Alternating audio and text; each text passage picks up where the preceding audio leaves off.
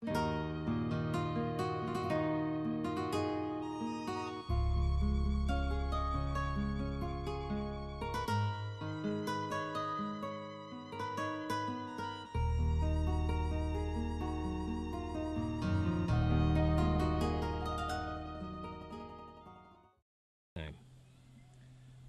she's Phyllis. And he's Mario. Welcome to LaTabella. We've stepped away from our kitchen table to see what's ready to pick, harvest in Phyllis's Bountiful Garden. That's the title of this episode. And tomatoes are looking good. This zucchini squash, zucchini blossoms are looking good. Not so and, good, but oh, well, they're going to be delicious. And we're going to pick that and prepare it for you tonight. so follow me. I'm here today in the garden and I'm going to pick some zucchini blossoms and some zucchini, and later on we're going to prepare those in our kitchen. So I've just found a pretty good sized zucchini that I think is just ready for stuffing. So I'm going to give it a little cut. What are you going to stuff that with? I'm going to stuff it probably with a combination of hamburger, sausage, and maybe some egg and breadcrumbs and onions and tomatoes. Maybe some mozzarella. I love mozzarella. So here's a good one that's perfect for that purpose. Then I've got a couple of smaller zucchini here that I'm just going to leave on for another day or two. They're perfect for nice tender sautés, not too seedy. I love them. And right beside that, you'll see I've got some blossoms. And I like to pick the blossoms and fry them up and use them as an appetizer. I'm going to pick it off just using my finger. I'm going to open it up so you can see the pollen part of the plant exposed. Sometimes be careful when you do it because there might be a bee hiding in there. You'll usually can squeeze it and you'll hear a little buzzing, and they're usually dying to get out of your way, so they don't usually hurt you. And I take the pollen part out and I just give it a little flick and throw that away. I want to pick, and this is a great way to use tomatoes for sauce. I usually pick all the ones that drop on the ground, and I'll show you here. There's a few of them here that have dropped. Some of them might have a little blemish. Take them inside, wash them off really well, and Mario later on will show you what he does with them. Before we go inside, I just love Phyllis in the garden. She inspires me. She just got through saying she loses interest this time of the year. That means she only spends 6 hours a day out in the garden, not the usual 8 or 12. She's very, the garden stirs emotions in Phyllis, and those emotions inspire me, and they inspired me to write something about Phyllis that I want to read to you. Okay, I wrote this in 1990. In fact, it was August of 1990, while I was watching Phyllis in the garden from the living room of our house behind you. I call it my hummingbird. Gazing beyond the window, my being jumps with happiness. A familiar hummingbird flits about the garden on wingless flight, drinking the joys of nature's simple nectar. I pause, smile, and thank the winds that carried this special gift to my garden. I whistle a secret bird call and am swept into a whirlwind of delight when she responds with a smile. Hi, we're back from the garden with the zucchini I picked earlier, and today I'm going to prepare it as a stuffed zucchini. And I'm going to ask Mario to cut it for me. Perfect. Looks good. All that training to use a knife, I didn't even cut a straight line. Okay, well, thank you very much. No, I'm good. I'm going to scoop out the seeds. I don't know that it really has a lot of seeds because it's not gigantic, but I'm going to get in here and just go down the middle here with it. Now I'm going to put it on a cookie sheet that I've lined with foil just because sometimes with all the juices when it cooks, it gets messy and makes the cleanup so much easier. I'm going to put these on here. And now we're ready to just put the stuffing in. Now the stuffing I prepared a little ahead of time. It's a combination of about a pound of Hamburg, about a half a pound of ground sausage. I used a heavy sausage, a hot sausage. So I'm going to just put the sausage and hamburger combo in here. And you can add really almost any kind of meat. Some people really like to use lamb. I have one daughter who's not particularly fond of lamb, so when I make this dish, I'm always sure that I don't use lamb in my recipe. So she's pretty happy with this. You can add a little oregano, maybe a little chopped basil, really whatever kind of seasonings you like. You can make it similar to whatever recipe you might use for making a meatloaf. And it'll come out just fine. So there it is for now. Put that in the oven for you? Yeah, that would be great. I'll check it as it's cooking. I might cook this around 350 to 375 for about an hour, or until I test it and it's fork tender, and then I would say it's pretty much done. You saw Phyllis pick tomatoes in her garden. We're filming this in late August, so tomatoes are falling off the vine. They're all over the ground. I'm fighting the animals for them. And some of them get a bit ugly. Let me show you some of the ugliest we have here. This one got some bruises, which, and it's a little tattered there at the top. That's wouldn't look good in a salad, so we're going to cut off the bruises and get that ready to make fresh tomato sauce. This one has, I don't know what the heck happens here. Every year we get a whole bunch of tomatoes that get these funny dark marks in them, and they're okay, you can cut them off, but if you don't do something about it relatively soon after harvesting it, it tends to rot in that area and go through the tomato. So we want to get to that quickly. And this one's just a little bruised from falling down off the vine onto the ground. And keeping in our tradition of keeping it simple and doing it the way Nona would. Let's not forget, Nona grew up on a farm. Nothing's wasted, everything's used. And so that's how we were brought up, and that's how we would continue to do things. So it's really simple. We're just going to cut off the bad parts, examine what's remaining. I tend to be a little conservative about it, and I hate to cut off too much. Phyllis scolds me all the time because she doesn't like anything that might affect the taste of the tomato. So she wants me to cut deep, sort of like a surgeon needing to remove something. I'm going to cut this up a bit and squeeze out some of the seeds, some of the juices. I don't like to take out too much because it's all got good flavor. It's got good nutrition. These have all been washed ahead of time, by the way, on the outside. Although Phyllis puts nothing on her veggies that you would disapprove of.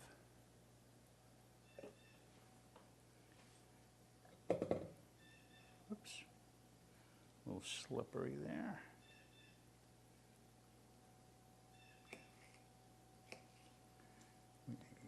Don't have to be too fussy as we're cutting them up. This one where it's bruised at the top, I'm just going to slice across the top like that. Take a look. Looks fine.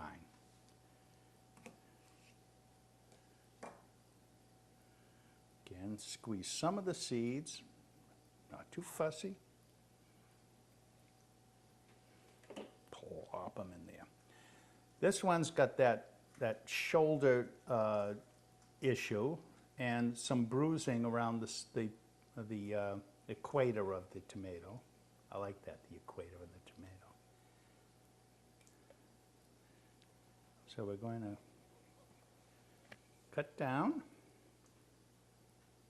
Another one on this side. And we cut that off because it'll affect the taste.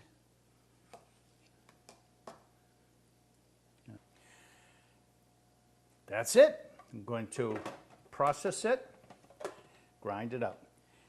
If I were a French chef, I would, and I probably should have talked about that earlier and shown you how they would do it, but they would blanch it to take the skin off. They would be certain to remove all of the seeds. That to me is a lot of work, and I don't know what the payback is. I eat raw tomatoes with seeds with skin. Why can't I have the same thing with my tomato sauce? I imagine there's some nutrition in the skin. Some chefs complain that the seeds, when you bite into them, have a bitter taste. Yeah, maybe. I get a little bitter taste once in a while.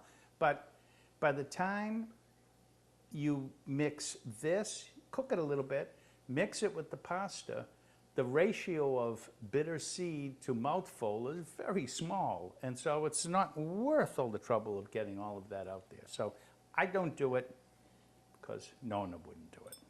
Okay. I'm going to make a little noise while I buzz this on. Sometimes pulsing it helps to get everything moved around. That's enough. That's enough for my taste.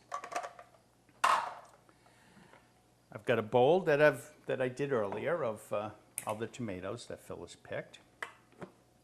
Be careful of that blade, it's very sharp, or at least it used to be. I had this around for quite a few years.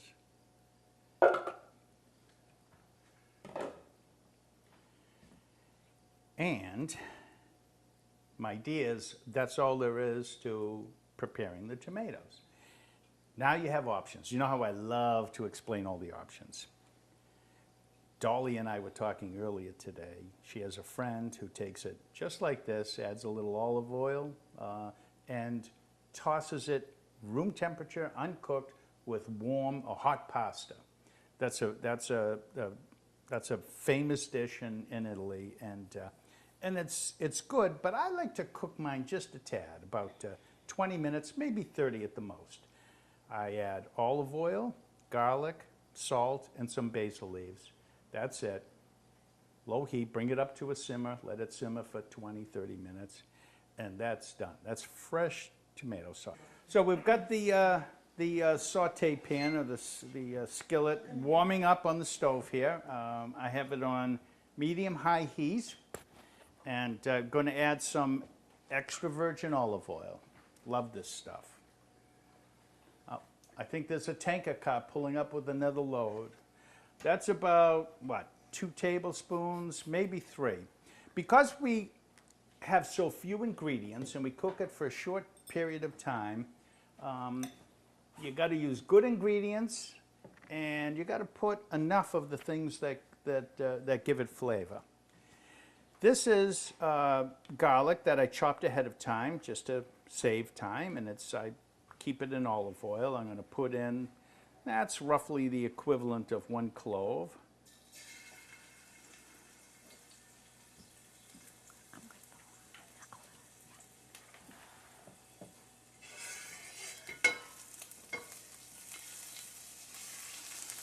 Shake the pan around a little bit so that the garlic, I was going to say doesn't stick. It's sticking pretty good.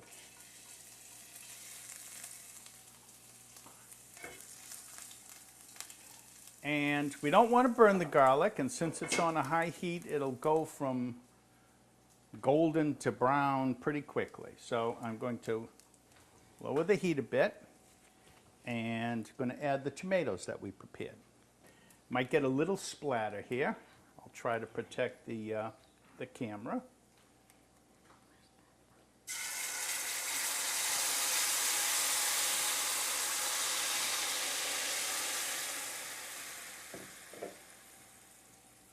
Whoosh. This is the breakfast of champions. Stir it up.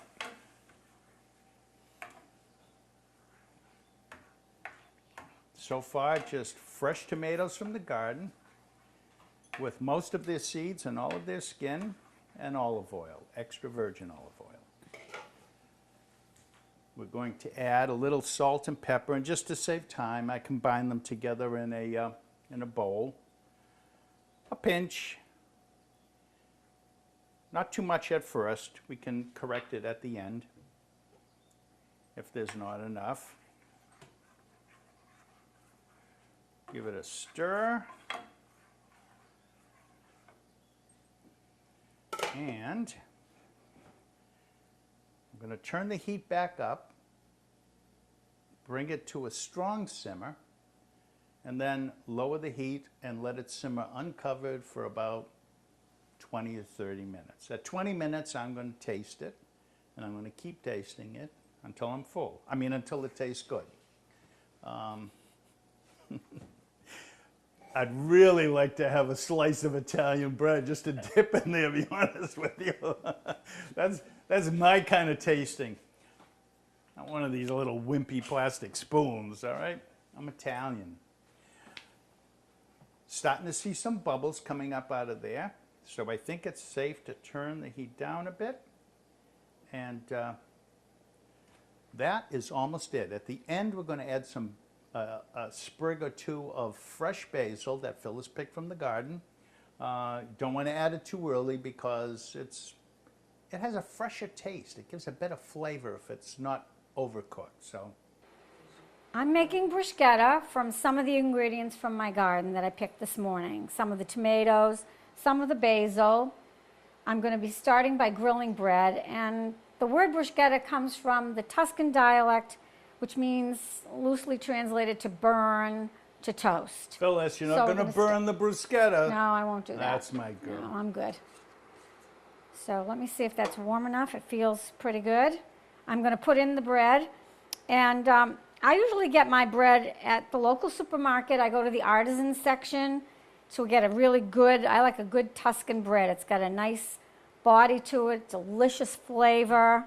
And if you look in the reduced counter, you might find it a little bit cheaper than full price. So that's what I kind of like to do, my challenge to myself.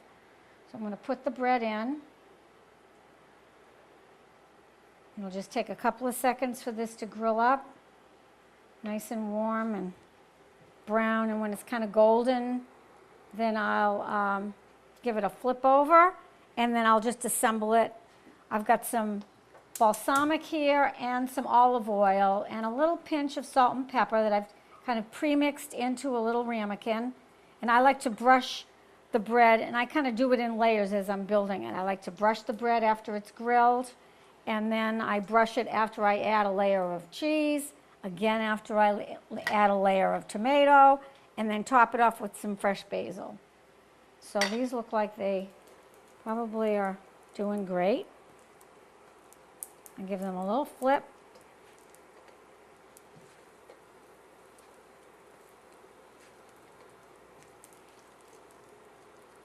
And we'll let them sit there for just a second while they're browning. And then I'll assemble them on a plate, and we'll be good to go. Bread is grilling and browning nicely. I'm just going to give them a quick flip. I don't know if you can see that. They're starting to brown. And that's really all you want. And if you like them a little darker, or you get distracted and you burn them a little bit, that's okay too. I've done that. Did I hear you say you burnt the bruschetta? No, you didn't hear that. Good. All right, so I think we're good. We can shut this off. And I think we're ready to assemble. There we go. Put these on the plate. Careful, they're a little hot. There we go. So now we've got, sometimes I make these, because I make them a lot for friends and family. I'll make them in the morning, and I'll just cool them down and put them in a Ziploc bag until I'm ready to use them, sometimes the day before. Depends on what kind of time I have. Are you ready yet? This is one of my favorite dishes. I know, they're so good, aren't they? We start with this as an appetizer, and by the time I'm done, that's the whole meal. So I just a little bit of balsamic and olive oil on there. I like it. Now, you don't have to do this, but I happen to love olive oil and balsamic vinegar. So now I'm going to put on a tomato.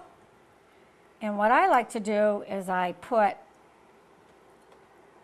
a tomato on. Every layer that I do, I tend to put a little balsamic on top till I get to the very top where the basil is. Now, you see what I just did? No one would catch that. Sometimes I put the tomato on and put the cheese on. Sometimes I put the cheese on first and the tomato on top. Well, which way is correct? There is no, I don't think there's a correct way. All right. It's whatever you like or however you remember to do it. So it doesn't matter. Or you can put a piece on the top and the bottom. How's that? That It doesn't matter. So there we go. We'll do it this way, all right? And we'll leave one rogue right there. How's that? Now there again, I'm going to put a little more balsamic. It might be more than other people might like, but for me, I love it. I love vinegary kind of tart things. So then I'll take a little bit of the basil. Now, if you don't like basil as much, you can just use a little tiny piece of basil. It's really, you're cooking for your taste and for your family's taste. So however you want to adjust it is perfectly fine.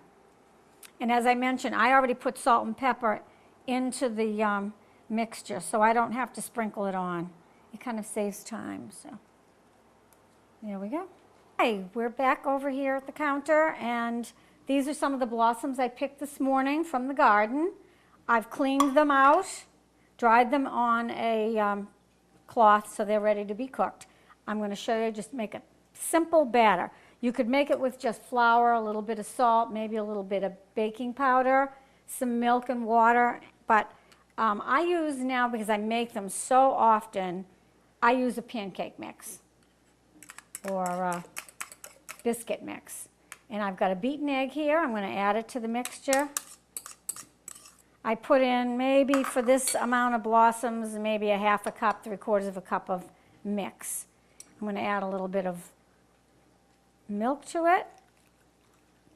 And if the batter looks, I don't want the batter to be too thick, not like a pancake mix. I want it to be thinner, more like a crepe mix. So I'm just going to beat that up a little bit. I'll add a little pinch or so, maybe like a tablespoon of Parmesan cheese. I don't like to add too much cheese because I like the delicate flavor of the blossom. And if you use this is just a Romano, you can use a Parmesan, be all right. Maybe 2 tablespoons is perfect for that. And if it looks like it's a little thick, and sometimes if it sits for a few minutes, it does thicken up, you can just add a little water. You don't really have to add any more milk to it. So the batter is good to go. I'm going to take the blossoms and my batter, and I'm going to go over to this cooktop and fry these up in a little bit of olive oil. I'm ready to prepare my zucchini blossoms for frying. I've got my batter, and I've got the blossoms here, and I'm going to just take them, and I use my hands for this. I just kind of dredge them in the batter a little bit. I kind of let the batter run off just a little bit. You don't want it thick. You don't want to end up with a pancake. You just want it lightly coated. And then I lay it gently into the hot oil, being careful not to splash yourself or burn yourself.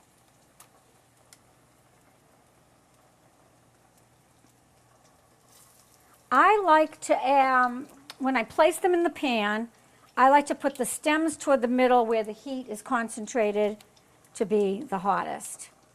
Why? I don't know, because they get done better, because they do take a little extra long. However, if you pick them up and you're eating them as an hors d'oeuvre, you can, some people just leave the stem at the end. They don't necessarily eat the whole thing. I do. It's a matter of taste. I'm just going to lay those in there like that, and those are good to go. We'll let them brown up, and when they're done, we'll just give them a quick flip, Put them on a platter, a little salt and pepper, and we are in for a treat. So here's the fresh tomato sauce. Texture's a bit different from what you might get out of a can. It's a fresh tomato, that's why it hasn't been processed. I just tasted it. I think it needs a little more salt. So I got going to add another pinch. You want to be careful, not overdo it, because once this cooks up and concentrates a bit, the salt can really become overwhelming. So I don't want to do that. It also tasted to me like it needed a little olive oil. So let me come over here. Hope I didn't mess up the camera. Olive oil just gives it a smoothness and a richness that you can't duplicate anyplace else. So, oh, Phyllis is going to need that. Put that back over here and let that simmer a little longer. Okay, so this is Phyllis's Bountiful Garden produce that she picked today. Tomatoes, basil, zucchini blossoms. She made a delicious stuffing for the zucchini here of ground meat, beef with hot pork sausages and a whole bunch of other things. She made her famous bruschetta that we all love so much. Fried zucchini blossoms dipped in a batter that she makes herself. And we made a fresh tomato sauce from fresh tomatoes. Well, that makes sense. And it came out pretty darn good, even if I say so myself. Delicious. Smells good. We're going to put that on the pasta. There's a sprig of basil in there. Don't let that bother you. You can see how the textures is a little bit different. It's certainly thinner, more watery. The pulp tends to bunch up together and leaves a whole bunch of water in there. The pasta will soak that water up. Sometimes, we didn't do it today, but sometimes I love to finish cooking the pasta. Take it out of the water when it's not quite al dente and finish cooking it in the fresh tomato sauce. I think it makes a nice flavorful pasta. Yeah, the tomatoes absorb some of the liquid that's left. I'm going to actually do something I don't normally do in front of company, but we're going to put all of that in there. And you remember that piece of Italian bread I talked about earlier? This is my pan. This is like licking the beaters after you make whipped cream. This is whipped cream beaters for me. I'm going to add a little bit of the cheese to it. And if you don't like the sauce to be quite so watery, drain your pasta, let it sit in your colander for just a couple of minutes so all the water is drained out of it, and you'll notice that your tomatoes will absorb into the pasta and make it not quite so watery. But I think that's the charm of it. There you go. And unless you're counting calories, a little extra virgin olive oil can't hurt. It makes the whole thing taste better. Heck, Lydia does that with everything she cooks, so I can do it too. Well, there we go. We've got our delicious pasta. We've got some appetizers. We've got a stuffed zucchini. And, of course, we have good wine, thanks to our friends. Yeah, so salute everybody.